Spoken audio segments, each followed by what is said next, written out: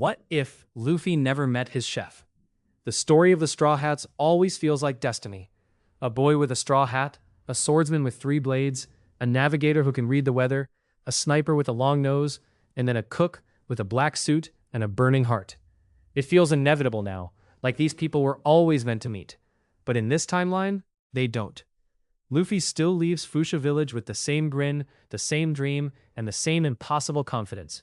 He still gathers Zoro, he still finds Nami, he still points his ship toward the Grand Line with that reckless certainty that makes enemies underestimate him and allies believe in him. But one small change rewrites everything. He never stops at the Baratie, and because of that, he never meets Sanji. Cold open, it starts with a missed meal. A tiny delay. A different current. A shorter conversation. Luffy is still Luffy, and Nami is still Nami. Which means, once she has her own plan in motion, there is no way the ship is stopping for some floating restaurant in the middle of nowhere. There is no hungry detour, no duel over food, no moment where a black-haired cook looks up from the kitchen and finds the future waiting at his door.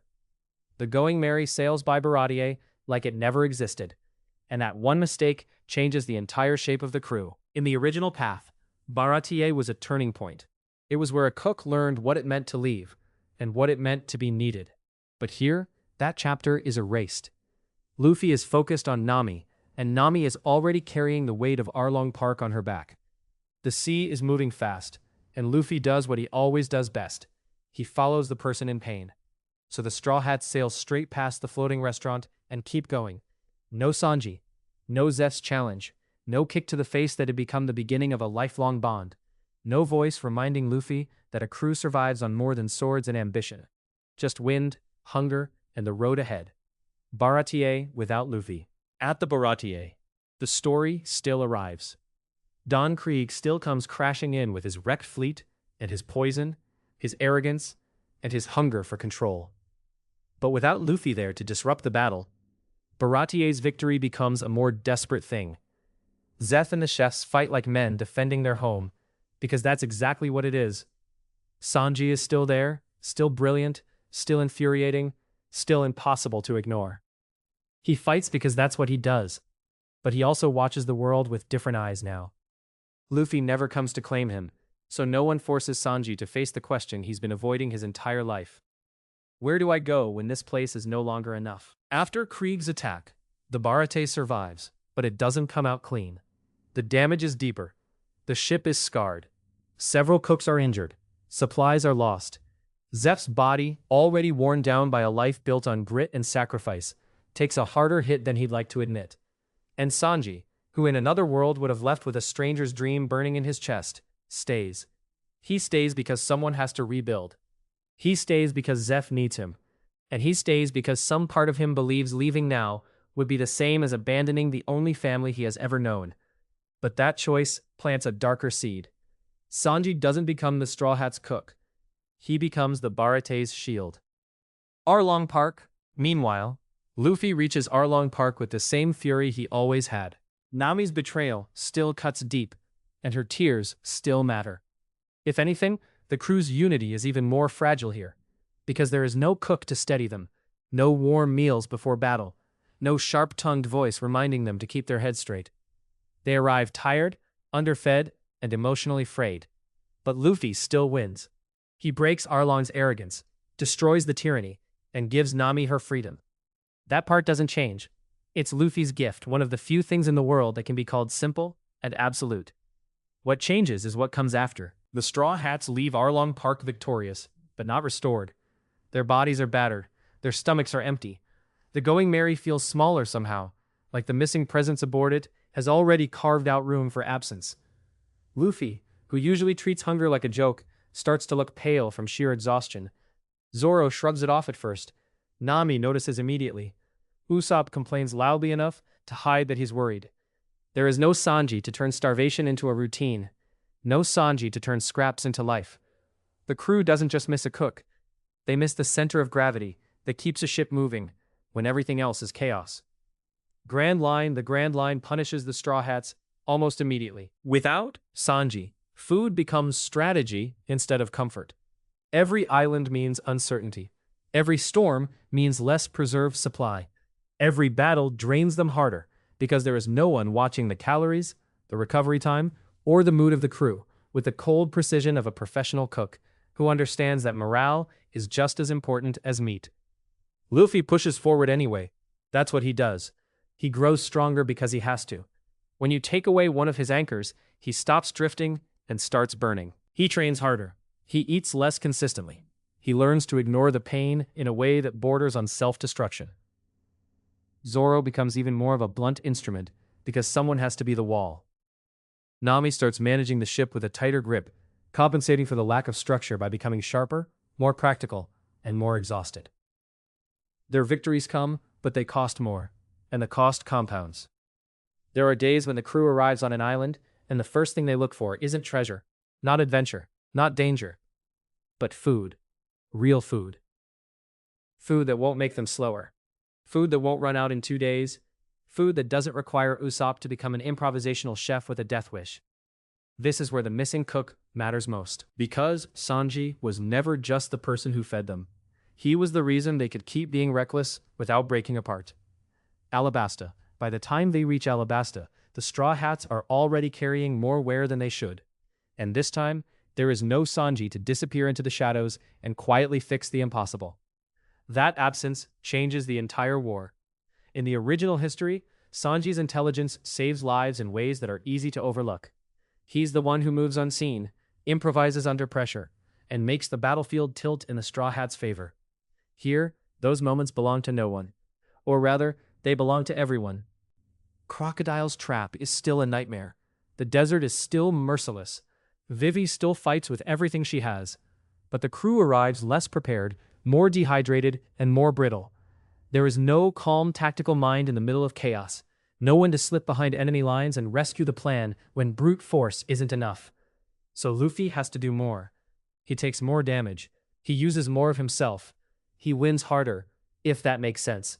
Not cleaner, not smarter. The victory in Alabasta still belongs to the Straw Hats, but it leaves scars that can't be waved off. Luffy is pushed to his limit in a way that starts to feel familiar in this timeline. Each major fight demands more from him because the crew lacks the balance Sanji would have provided. There is no one to create breathing room. No one to feed them after disaster. No one to remind Luffy that his body isn't a weapon with no consequences. And because of that, the Straw Hats become stronger in one cruel way. They learn how to survive on less. But survival isn't the same as thriving. Sanji's separate fate. At the Baratie, Sanji's life begins to narrow. Zeph notices it first. The boy is still brilliant, still hot-headed, still full of that reckless compassion that makes him risk everything for someone he just met. But now he's also angry in a different way. The anger isn't playful anymore. It has edges.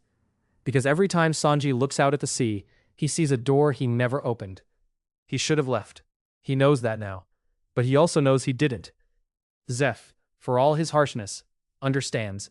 He doesn't say it directly, but he sees the way Sanji keeps watching the horizon, the way he gets quieter after every report of a pirate passing nearby, every rumor about a rubber boy causing chaos in the East Blue. He knows the boy is grieving a future that never happened. Then, the remnants of Don Krieg's influence start making themselves felt again. Not a grand return, not some empire rising from the wreckage, but small criminal networks and stray pirates, the kind that feed on weak harbors and damaged ports. The Baratie becomes a target more than once. Sanji fights them off with growing fury, and in the process, his fighting style becomes less theatrical and more ruthless. He gets better, harder, less merciful. The dream of the All Blue doesn't die, but it becomes something he can only speak to himself. In another world, he'd have left to chase it. Here, it begins to feel like a luxury he wasn't brave enough to claim, and that guilt eats at him. He tells himself he's staying for Zeph. He's staying because he can't stand the idea that leaving would mean admitting the sea offered him a life, and he refused it. Later timeline, as the Straw Hats continue, the missing cook becomes a permanent wound. Chopper joins, and Chopper helps more than anyone realizes, because suddenly, medical care is the one thing that keeps the ship from completely falling apart. Robin comes aboard, and her presence is a different kind of stabilizer, calm and observant, filling some of the intellectual space Sanji would never have occupied, but still making the crew feel less adrift. Frankie later brings engineering, speed, and absurd amounts of energy. The ship gets stronger, the crew gets better equipped, They adapt because that's what this crew does. Meals are irregular. Recovery is slower. Luffy's body takes more punishment over time because there is always one more fight, one more emergency, one more island where he pushes past exhaustion instead of resting. Zoro, who might have tolerated Sanji's annoying habits in another life, now burns through stamina in ugly ways because no one is there to manage the day-to-day balance of the crew. Nami becomes the person who notices when everyone is one bad day away from collapse. And Luffy? Luffy becomes stronger, yes, but also more fragile. Not emotionally, not in the obvious way. He remains Luffy, still smiling, still charging ahead, still believing that if he just keeps going, the world will eventually give way. A cook isn't just a luxury on a pirate ship. A cook is maintenance. A cook is the difference between surviving a week and surviving a year.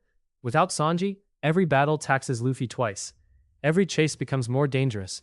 Every victory chips away at the reserve he should have been building.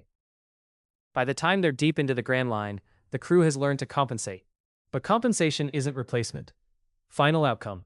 In the end, this timeline doesn't stop Luffy toying with the future of the seas. He still chases the One Piece. He still inspires fear, wonder, and loyalty.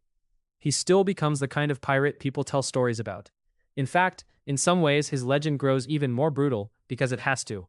He overcomes what should have broken him. Their fights are messier. Their celebrations are thinner. Their losses sting longer. And every time Luffy stands up after taking damage that should have put him down, there is a quiet truth underneath the victory.